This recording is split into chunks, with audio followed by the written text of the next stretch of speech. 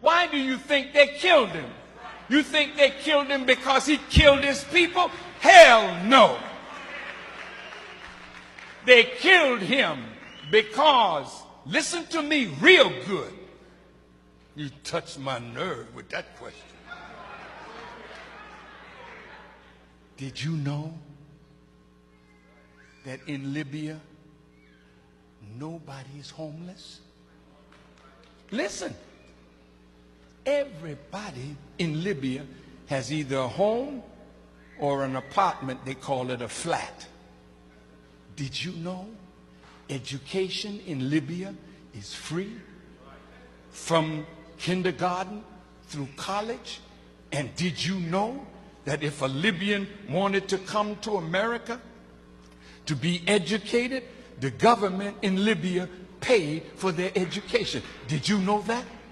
I was there when he opened a $500 million hospital with 18 theaters for operation.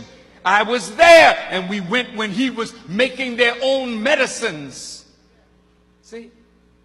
This was a man that gave free medical attention to all the citizens of Libya. And if Libya did not offer that kind of medical attention, they could fly anywhere in the world and get it, and the Libyan government would pay for it. Did you know that? No, you didn't. Did you know that from the oil money, every Libyan citizen got a stipend every year? And did you know that that man had no debt? Everything in his country was paid for. See? Now, when you got a man that did that for an African nation and was trying to do that for all Africa, how do you think Europe felt about that?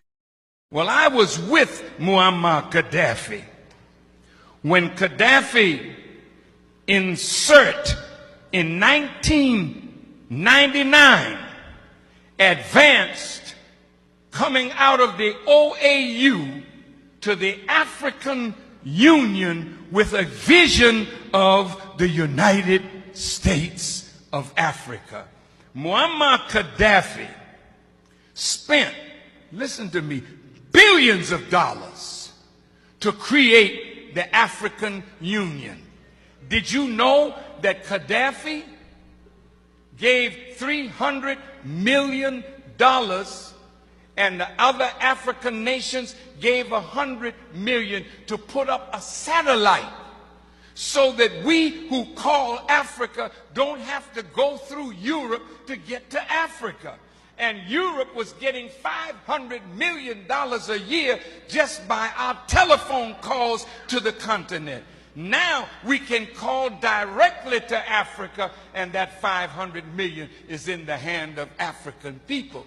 Did you know that Muammar Gaddafi was setting up an African development bank with $70 billion in the African Development Bank from Libyan oil money? That we would not have to borrow money from the IMF and the World Bank at these exorbitant rates. Zero interest under Islamic non-usury teachings.